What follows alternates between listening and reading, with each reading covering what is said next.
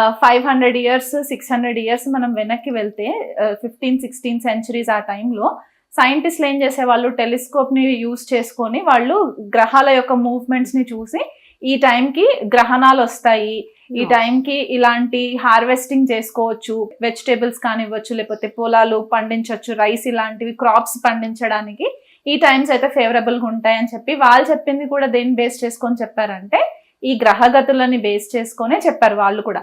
ఈ సీజన్స్ అన్ని కూడా ఎట్లా వస్తాయి అని చెప్పేసి ఇదే మాట మనకి మన పూర్వీకులు చెప్పిన పాయింట్స్ కొన్ని వందల వేల సంవత్సరాల క్రితం చెప్పిన మాటలు ఇవన్నీ కూడా.